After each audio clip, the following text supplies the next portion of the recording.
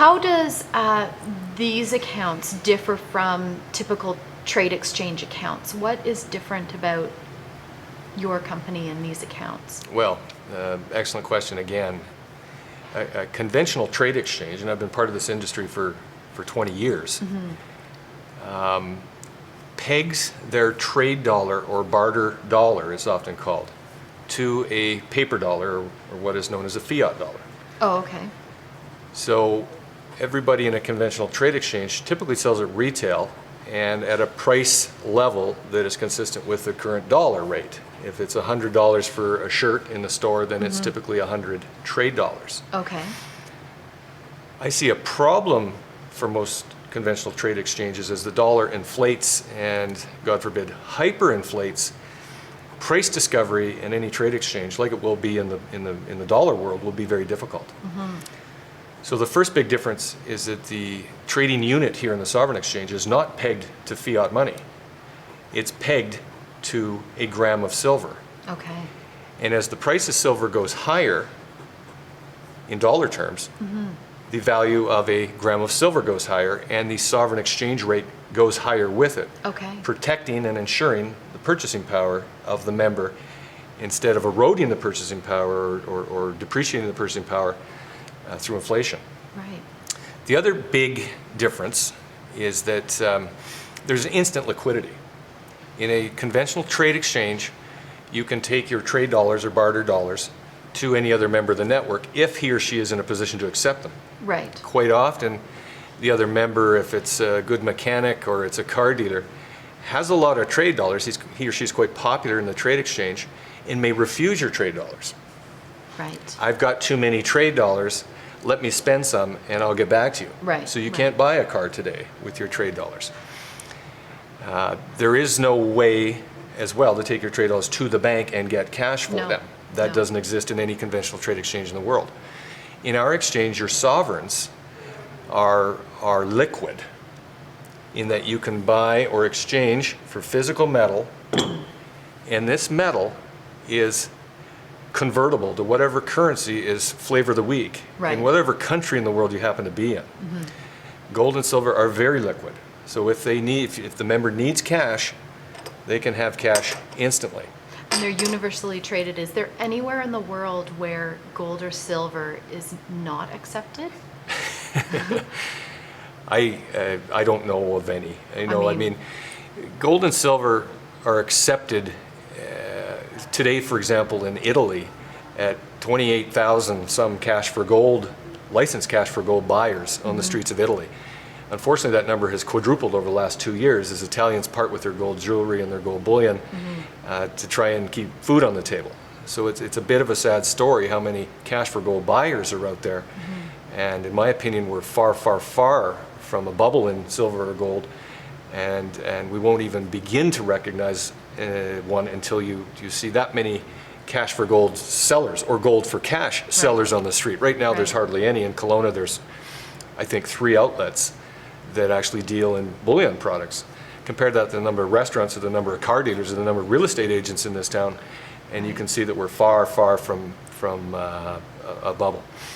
To finish your question about how we differ from the conventional trade exchange, and this is important, the sovereign exchange does not charge cash commissions. Oh, okay. Virtually every trade exchange in the world that I know of charges a 10 or 12% cash fee on every buy and sell or every purchase expenditure, every sale made with trade dollars. They also typically have a membership fee to join the network. You pay anywhere from $2.95 sometimes to $9.95. In Australia at Bartercard, they charge $1,495 cash dollars to join the exchange. Right. The sovereign exchange does not charge any cash, and the membership fee is free for the first year. Oh, okay. On the client's first anniversary, we're looking for 100 sovereigns, which is equivalent of 3 ounces of silver. Okay. If the client hasn't made any sales, doesn't have any sovereigns, obviously we can't pull those sovereigns from the account, and it's obviously not working for that client. So after a year, it's probably time just to close the account and look elsewhere for new business. Now, would you charge them? Would you request fees if they, at the end of their year, had nothing in the account? If there was nothing in the account, the member would have to go find 3 or 4 ounces of silver put it into the treasury, Okay. and then be credited 120 sovereigns roughly, so that they could pay their membership fee and continue on for the second year. So you get the first year free, and then after that, it's just 100 100 sovereigns annually. And annually. And so today, how much approximately dollar-wise is that?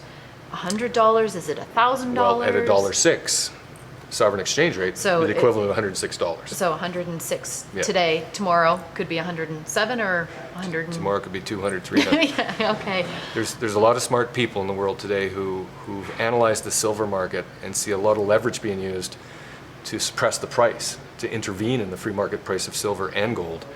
And a lot of these experts, and I'm including Eric Sprott in that group, and David Morgan in that group from Morgan Report, and others, Jim Willey and others, who see an explosion in the silver price. Oh, okay. Eric Sprott actually put out a paper recently suggesting 837 times leverage being used primarily by two banks to suppress the price of silver. Oh, really? So 837 times more paper being sold in the futures market or in the derivatives market than actual physical silver that exists.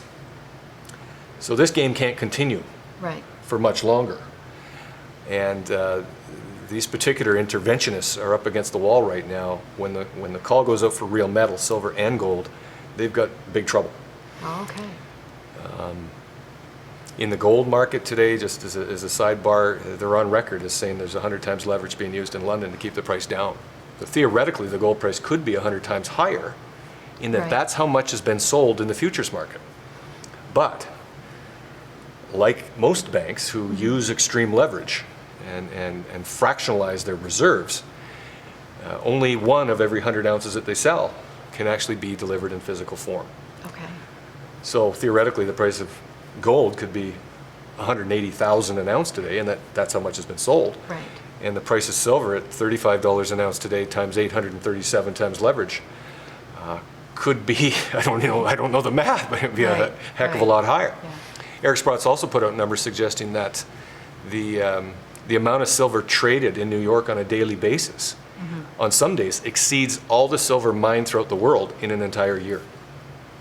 Okay, so how does that, for me as a client, affect my account with you? If things have been oversold, is it that the price will bottom out, or is it that the price will explode and be higher? Because with you, The latter. the latter. That's what I want to hear. We have clients in our exchange today who understand this story, and that is the reason they're willing to discount their dollar price by 10, 20, 50% for their dental work, mechanical services, or their wine, because they do believe, like I do, that this game cannot continue for much longer, and that when the call goes out for the real metal, there's going to be an explosion in the price. So it could be that your 100 sovereigns in your account today buy you $1,000 or $10,000 worth of services tomorrow. So a $100 shirt, Right. 95 sovereigns today at $1.06 could buy a car or a quad or who knows, a custom kitchen Right. when the sovereign exchange rate goes $10, $20, $30, $50 to the gram. Any speculation on when this may occur? I don't know if Eric Sprott has sort of guesstimated as to when, just thinking personally, do I get it today because next week it's going to explode and then I'm wealthy and get my fancy kitchen? Or do I wait a year and it explodes 10 years from now? What is, I don't even know if you know the answer to that or can guesstimate. And nobody really does. But here's what we do know. All Ponzi schemes implode eventually. There were many people warning 10 years in advance of the Madoff implosion.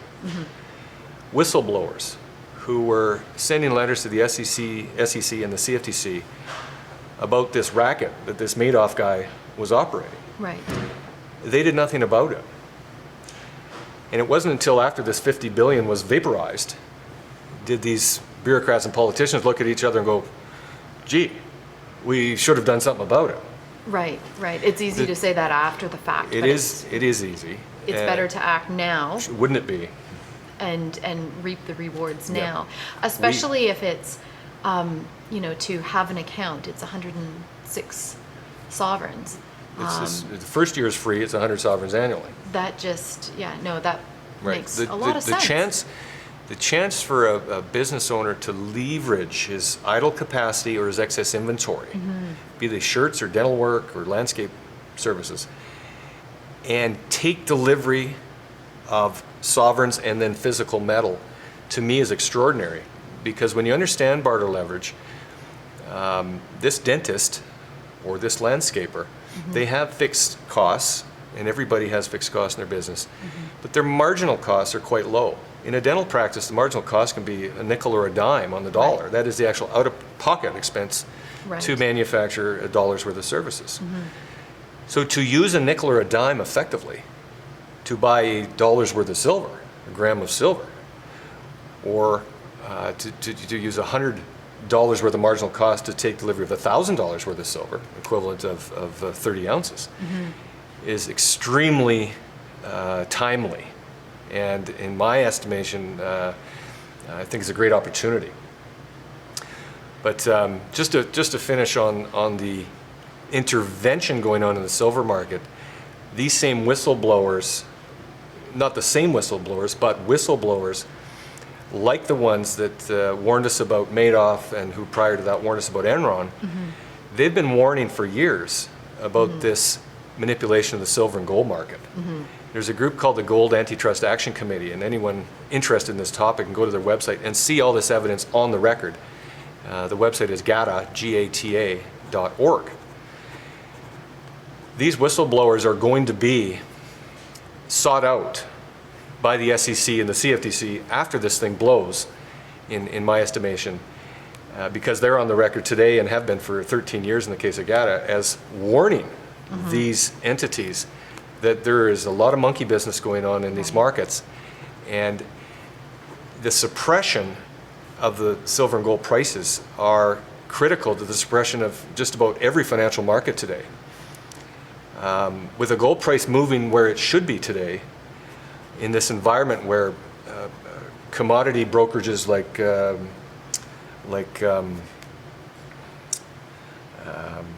I'm thinking MF Global. Commodity brokerages like MF Global are imploding, and in that case 1.6 billion of customer funds has been vaporized and gone. In this environment, these people need to be listened to, and it's important that they are, but like I say, the suppression of the gold and silver prices is critical to all the other suppressions. We've also learned recently that the LIBOR is horribly rigged. And Barclays has already paid, a big bank in England, has already paid a $500 billion fine. I think it was 500 billion.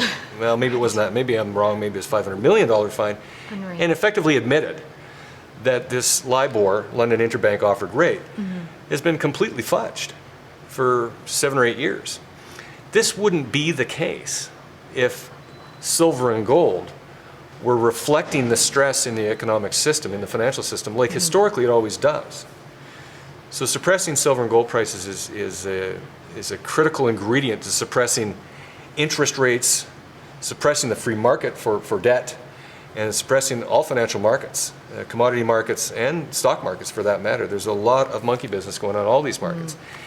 So for anyone to say the gold and silver market isn't manipulated would mean it's the only market out there that isn't manipulated, because they've all effectively been exposed. Of course. Yeah.